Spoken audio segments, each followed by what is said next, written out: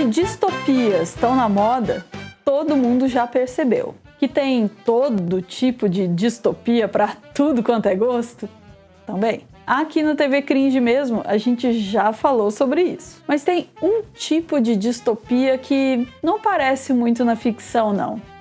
É o agropunk. Não aparece muito na ficção, porque na realidade você já está vivendo nela. A gente vai te explicar o que é o agropunk, como a gente chegou nessa distopia e qual o rumo para onde ela tá levando a gente. O agro é pop, o agro é punk.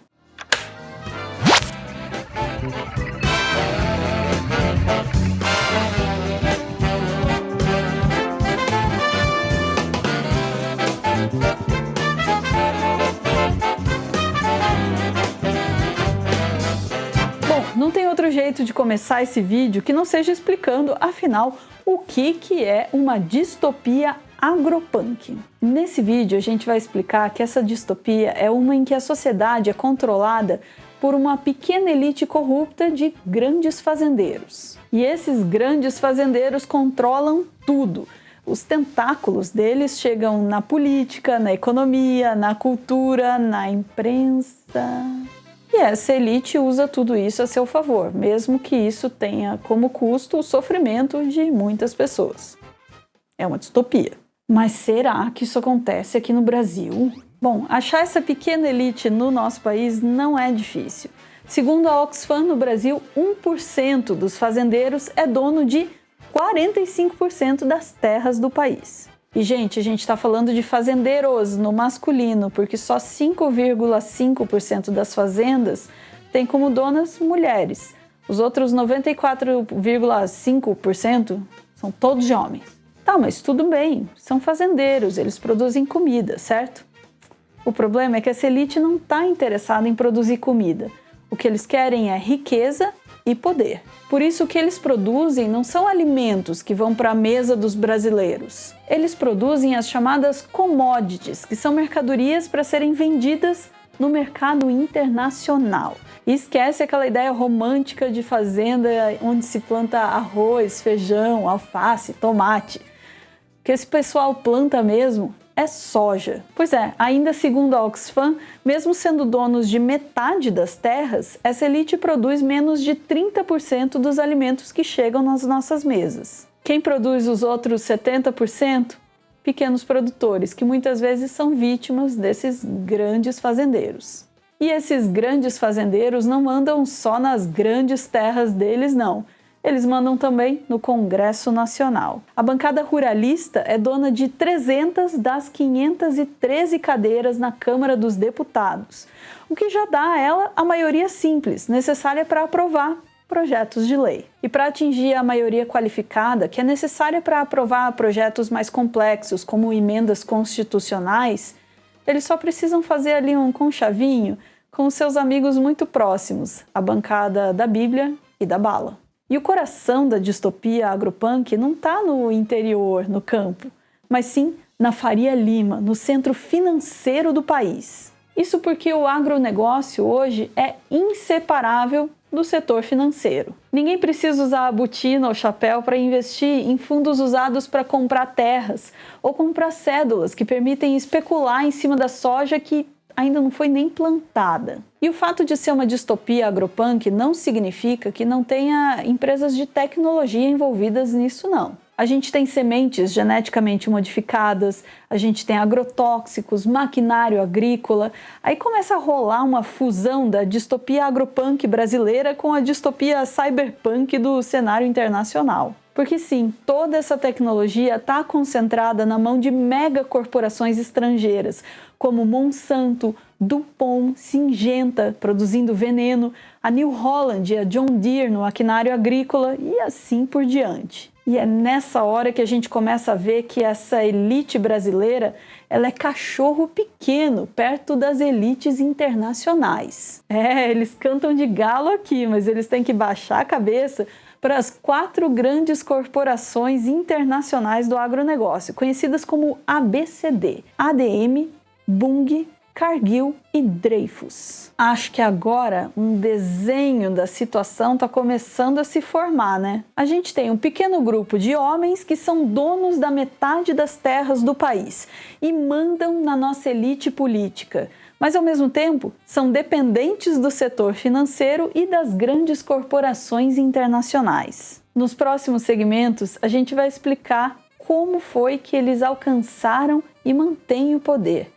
E vamos entender por que é possível dizer que eles transformaram o Brasil numa distopia agropunk.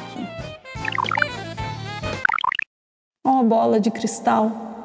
Por que uma distopia agropunk tem que ser sobre a concentração de poder, riqueza, na mão de poucos fazendeiros muito ricos, e não sobre plantinhas elétricas?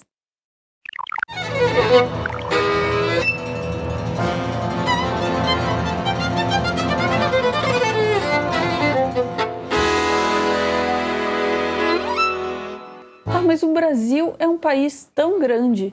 Como é que tanta terra foi parar na mão de tão pouca gente? Para responder essa pergunta, a gente tem que voltar para o ano de 1534.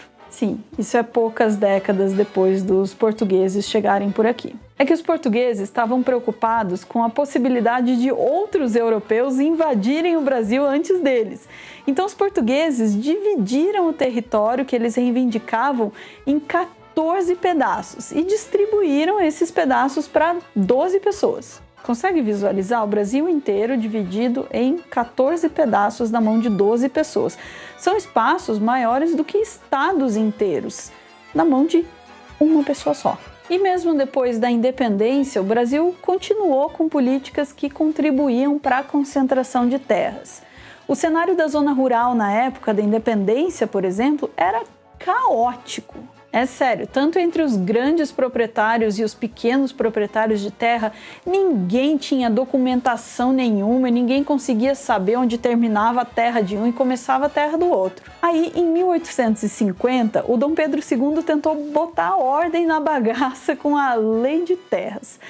Acontece que essa lei foi implementada de forma a beneficiar os grandes latifundiários e prejudicar o pequeno camponês. A ideia era assim: a partir daquele ponto, todo mundo que quisesse comprar um pedaço de terra tinha que comprar do Estado.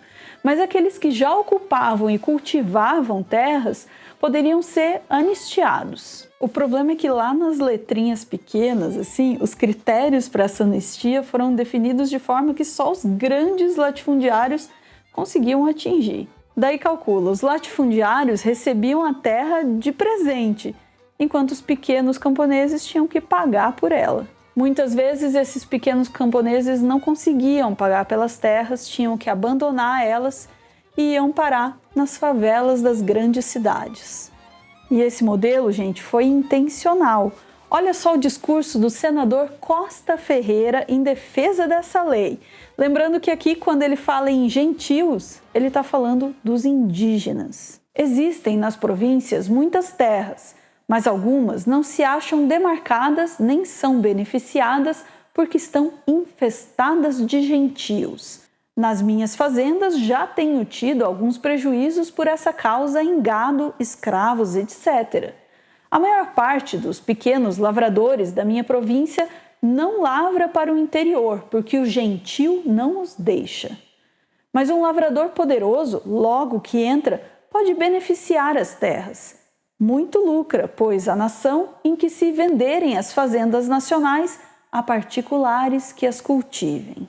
Não, você não entendeu errado. É um fazendeiro, dono de escravos, dizendo que as terras têm que ficar na mão de grandes fazendeiros porque só eles teriam o poder de expulsar os indígenas. Parece ruim, né? A verdade é que, desde então, pouca coisa mudou.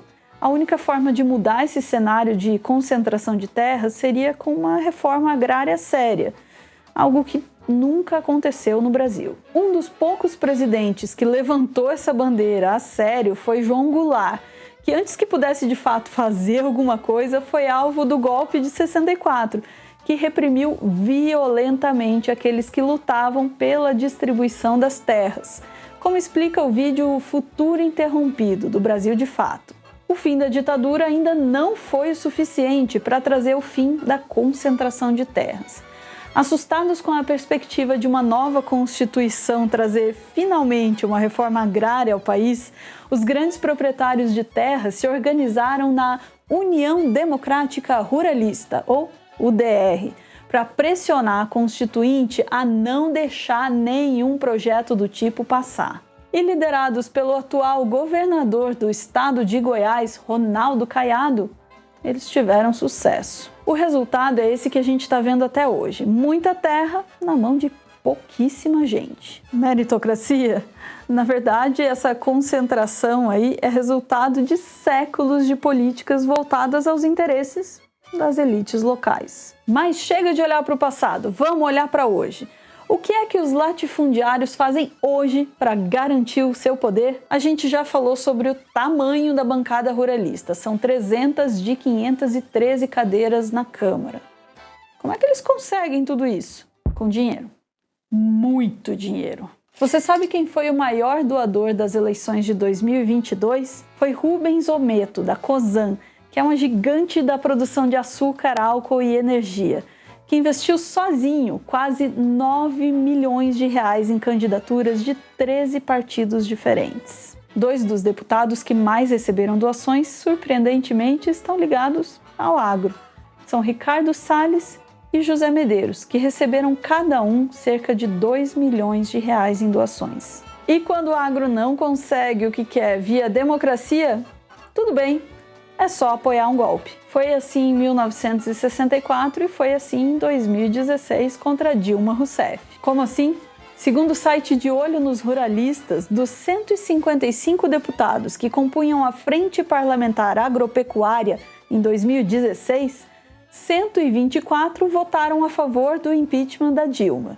Eles foram literalmente metade dos votos que levaram ao golpe de 2016. E até no golpe que não deu certo, eles estão envolvidos. Para citar mais uma vez o De Olho nos Ruralistas, o dossiê As Origens Agrárias do Terror mostra todo o envolvimento desse setor na tentativa de golpe do 8 de janeiro de 2023. A gente não vai nem esmiuçar o relatório inteiro porque daria mais de um vídeo para isso. Mas vamos pegar alguns pontos de destaque. Os bloqueios nas estradas seguiram claramente a logística do agronegócio. Além disso, o agro financiou os atos de 7 de setembro de 2021, aquele que resultou na inelegibilidade do Bolsonaro, de 2022, com direito à carreata de tratores, e a campanha de Jair Bolsonaro, com 1,3 milhão em doações. Para completar, entre os investigados pela tentativa de explodir o aeroporto de Brasília, está um casal de pecuaristas do Pará. Mas não é só na política, não. O agro também mostra toda a sua força na cultura. Já faz muito tempo que o agro tem financiado as músicas sertanejas, mas recentemente a coisa está tão escancarada que basta prestar atenção nas letras para perceber que são verdadeiras peças publicitárias para o setor. Sério, o estilo está até sendo rebatizado de agronejo. Infelizmente, por razões de direitos autorais, a gente não vai poder tocar nenhuma dessas músicas, mas eu vou ler algumas letras que a nossa roteirista separou e reagir a algumas delas. Socorro. É nós tomando a pinga da cana que nós colheu. Pro azar do playboy, a roça venceu. É nós gastando a grana do gado que nós vendeu. Pro azar do playboy, a roça venceu. Só não conta que o playboy e a roça muitas vezes são a mesma coisa, né? Hoje eu tô na colheitadeira e meu velho de bobeira, cheio de orgulho e felicidade. Hoje eu pego a minha caminhonete e o dinheiro da soja. Vai tudo pros grave. Caraca, esse é até mais descarado, né? Que é a soja mesmo.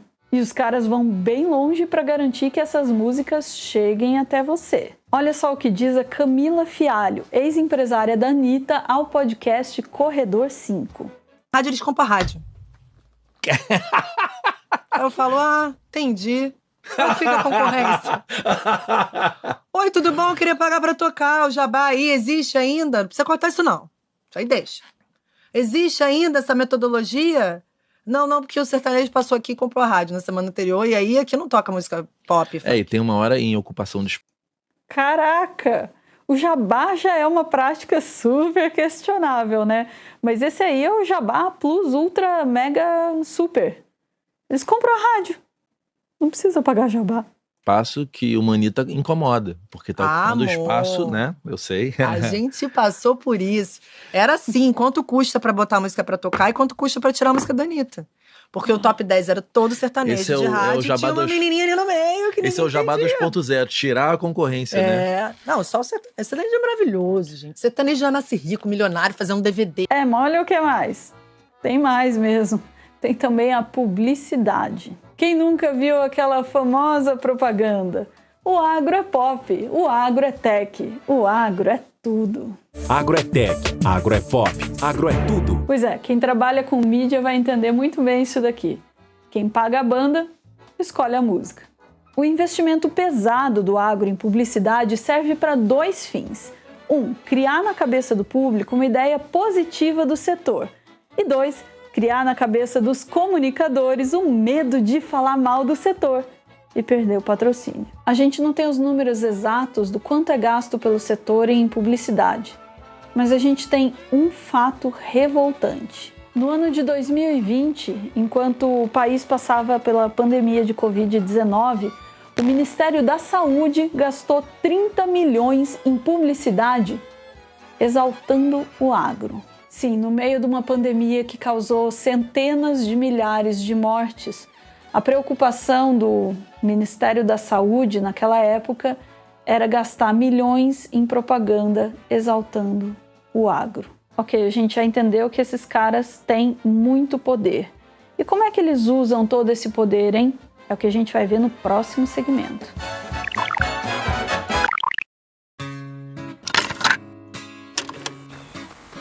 Eu não sei distopia, mas uma utopia agropunk bem que podia ser Ratos de Porão tocando uma versão rock de Evidências. Que tal? Diz que é verdade, que tem saudade.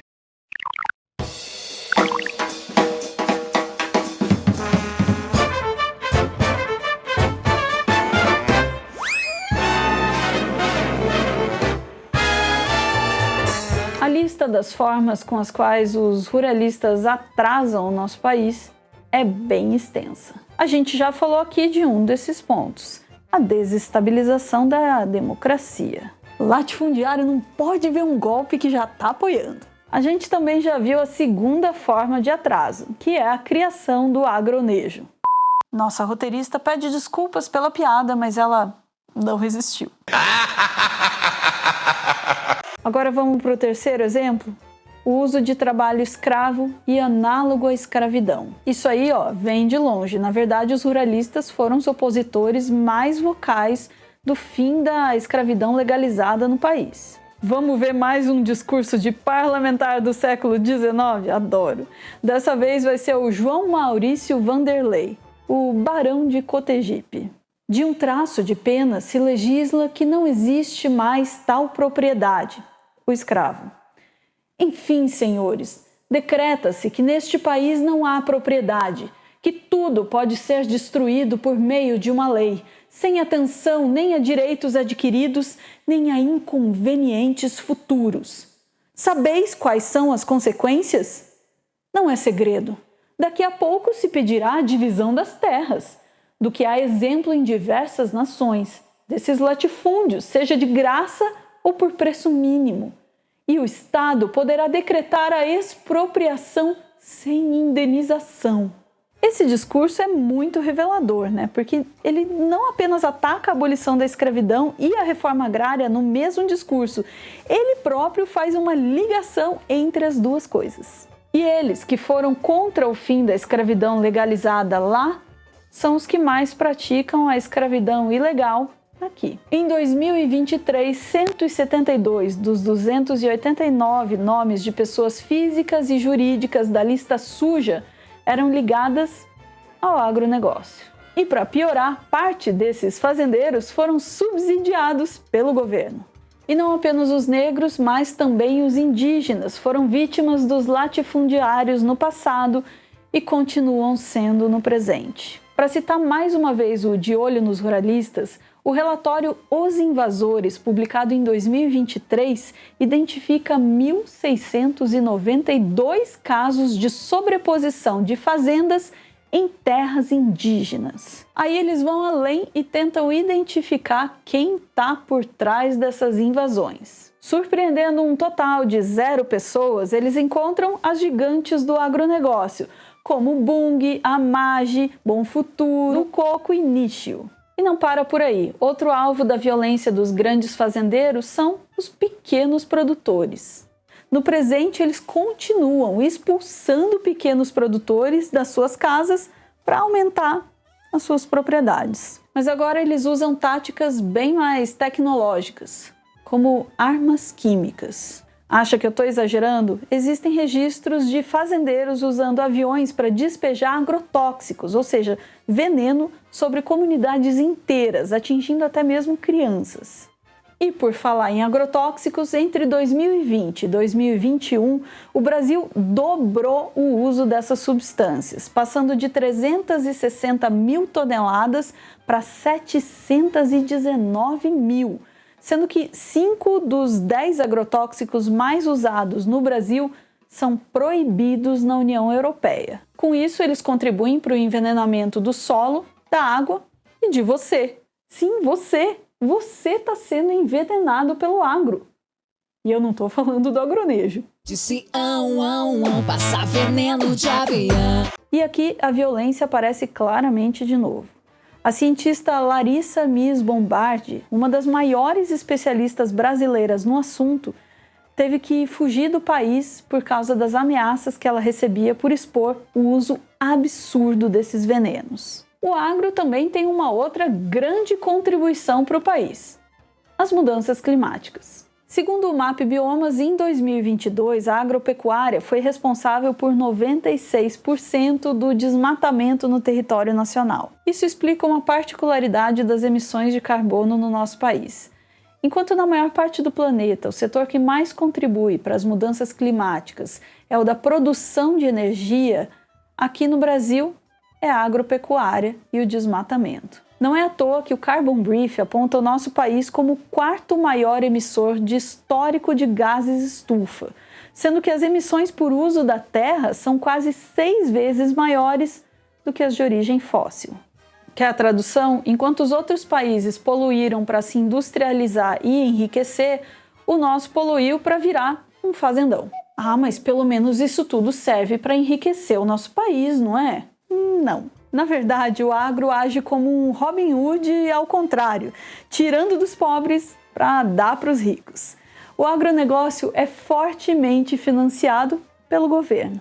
Em 2024, foram 400 bilhões só no Plano Safra, sendo que desses só 76 bilhões foram para a agricultura familiar.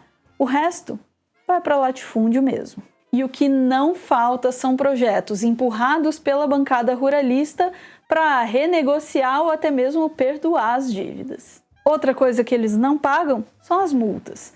Entre 2014 e 2017, menos de 5% das multas aplicadas pelo IBAMA foram pagas. E isso que a gente nem chegou nas tais externalidades. Pensa só o quanto custa o tratamento das doenças geradas pelo consumo de agrotóxicos. Quanto custa a perda da biodiversidade causada pelo desmatamento. Quanto custam as secas, as inundações e os outros eventos climáticos extremos gerados pelas emissões de carbono causadas pelo agro. Quanto custa tudo isso? Não são poucos os pesquisadores que dizem que se a gente colocar na ponta do lápis, o agro na verdade é deficitário. Ele consome mais riqueza do que ele produz. A questão é para quem, né? Eles consomem a nossa riqueza para gerar riqueza para eles. Tá, mas certamente a riqueza gerada para eles retorna para a sociedade. Na verdade, muito pouco, já que o agro não é exatamente famoso por pagar bons salários. E na maior parte dos insumos e equipamentos utilizados vem do exterior. Ou seja, vamos fazer o resumo e a conta. O latifundiário recebe dinheiro nosso através do governo, fica com a maior parte e paga o resto para empresas estrangeiras. Faz um estrago desgraçado no meio ambiente e deixa a conta para a gente.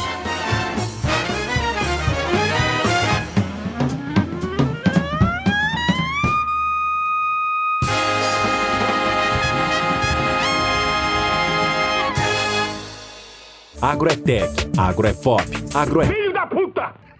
Muito obrigado por ver esse vídeo até o final. Esse algoritmo, ele também é o que aproxima e o que afasta a gente aqui nessa distinta plataforma de vídeos.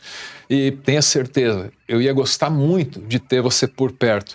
Então, curtir um vídeo, fazer um comentário, se inscrever, tudo isso garante, ou pelo menos ajuda, a que o próximo conteúdo feito pela gente aqui seja mostrado para você. E também, claro, seria uma demonstração de apoio, da qual eu realmente estou precisando nesse momento. Muito obrigado por ver esse vídeo até o final. Espero que você tenha gostado. Valeu!